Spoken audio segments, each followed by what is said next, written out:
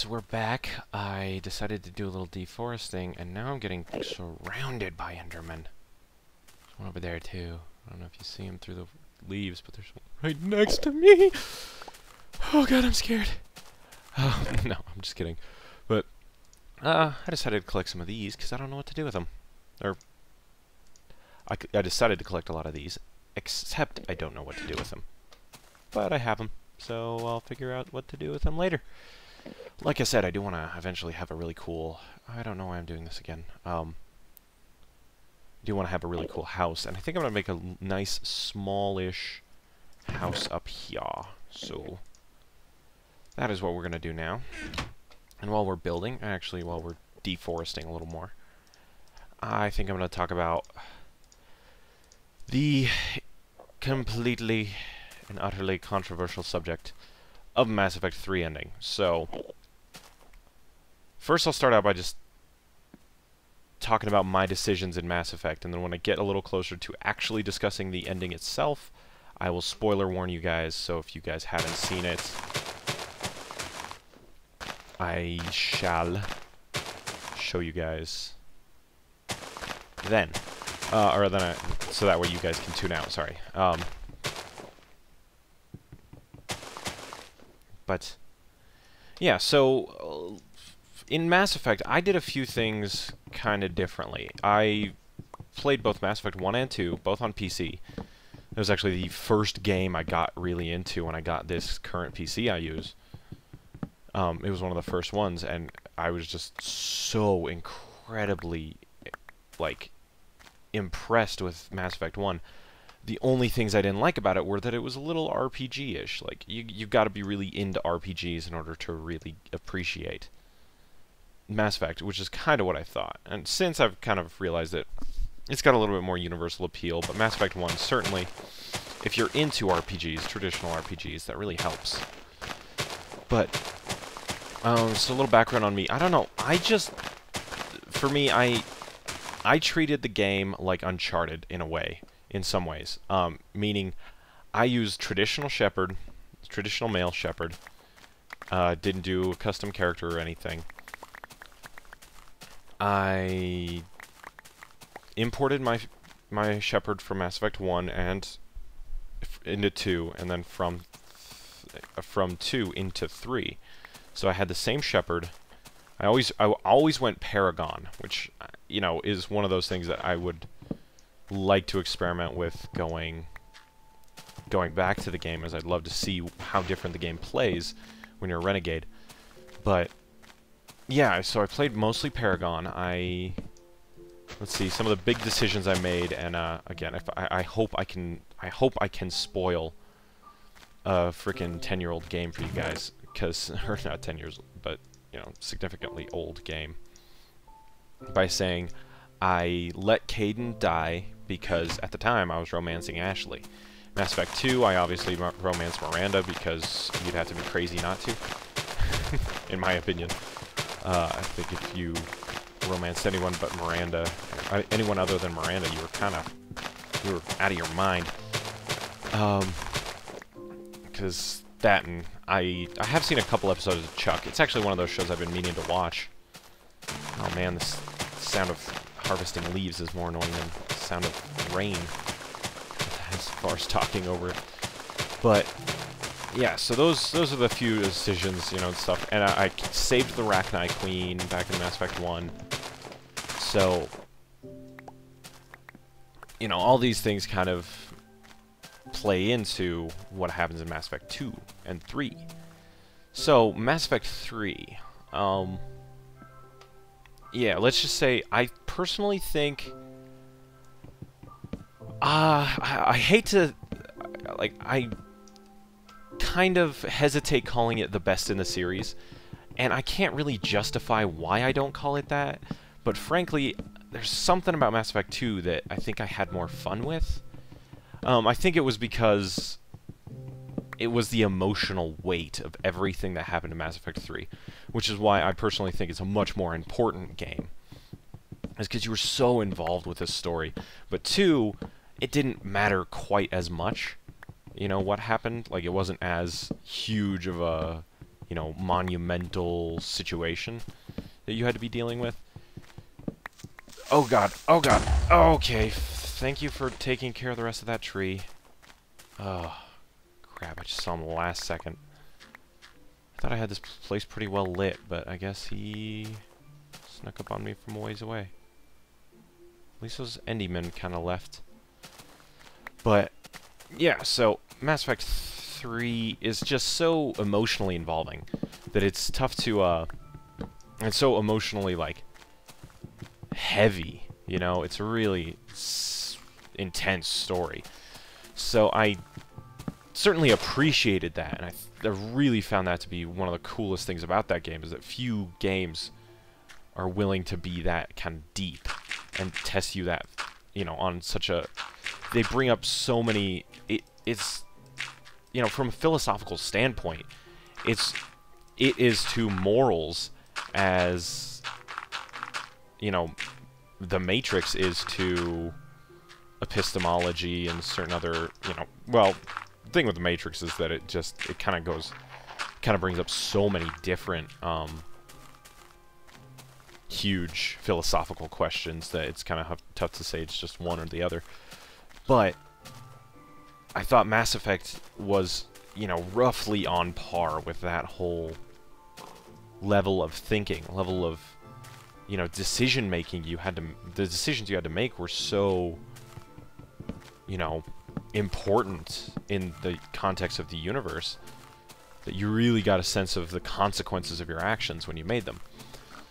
So that's why, and I think in Mass Effect 3, all of that stuff is turned up to like 11, which actually kind of makes it a little stressful, which is kind of an interesting idea that, you know, you'd play a video game and, you know, it's causing more stress than it's solving. So I always play games as a stress reliever. And it's interesting to have a game that, you know, morally and philosophically tasks you with, on the same level that, you know, to the same level, I should say, as, like, schoolwork might stress you out.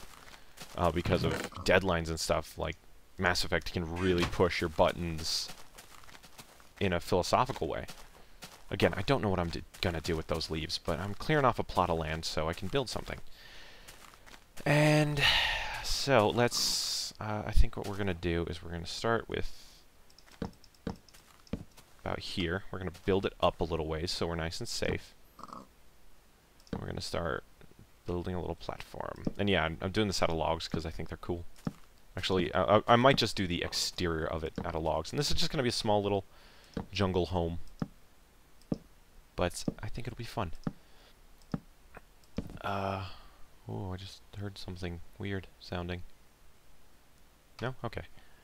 But yeah, like I was saying, it's such a taxing game philosophically and ethically, and you know, and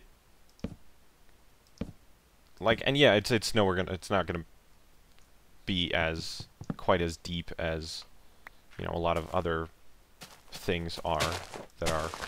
There we go. Haha. It's a jungle house. You gotta have a vine door. It's gonna be a really small house, I think. Just gonna make it. I'm actually kind of inspired by this design I saw called loft cubes. I think they're really cool. These little tiny, like... Okay, that's as far as we need to go that way. These little tiny modules, houses that are like... They're mobile homes, but not in the traditional sense of being, you know, a trailer, basically. These are... You actually have to have them airlifted places. And they're just these really small modular things that kind of look... The designer was talking about how they were supposed to feel a bit like a UFO that could just like be set down, and that it could just easily take off at any given time. So I think got plenty of wood. Might as well build the floor and ceiling out of it too. I know I've got more right there, and we can always tear down more if we so choose. But yeah, so that's what I thought was the greatest victory about Mass Effect, was that it really tasks you on these really deep levels. And so I think for me, Mass Effect 2 was a little bit more just pure, simple, fun entertainment. But even that's tough to justify to myself, because Mass Effect 3 was so enjoyable too.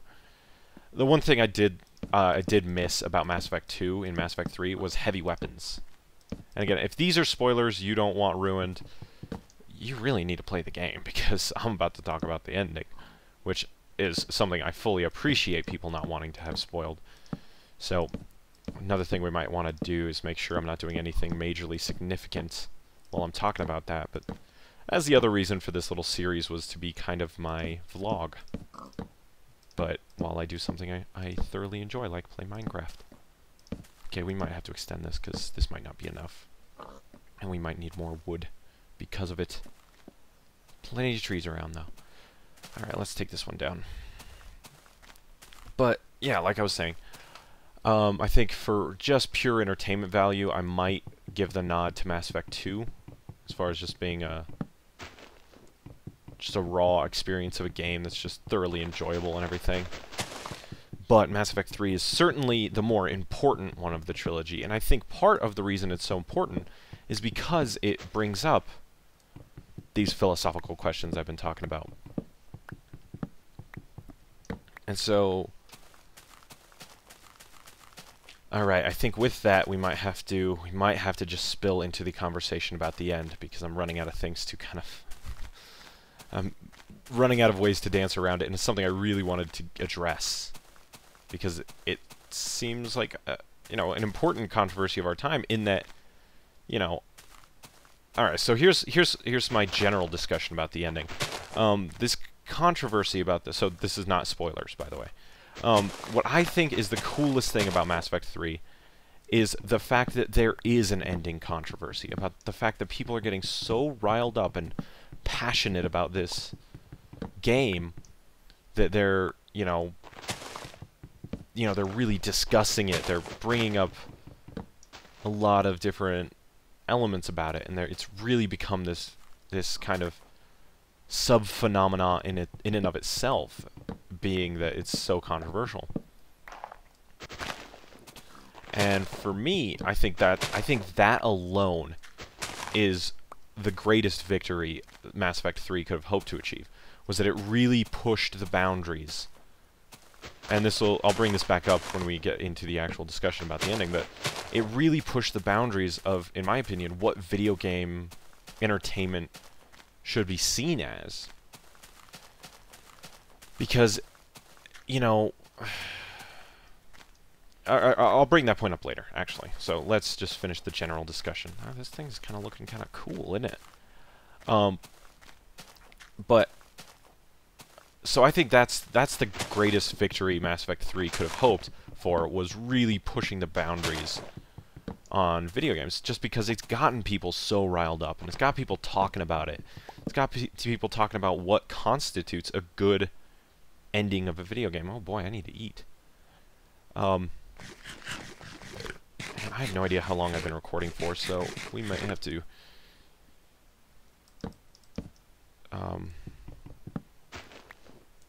double check on that really quick, but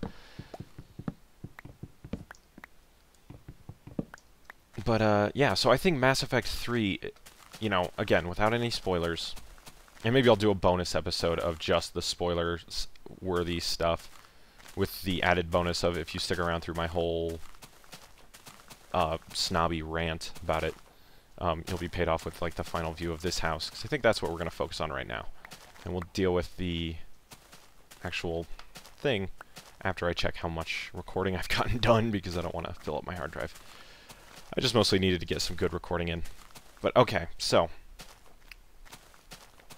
that being said, I think, again, I think just the fact that it's forcing us to question what a good video game ending is. This is the same kind of stuff that came up in the 1920s and the 1930s with film.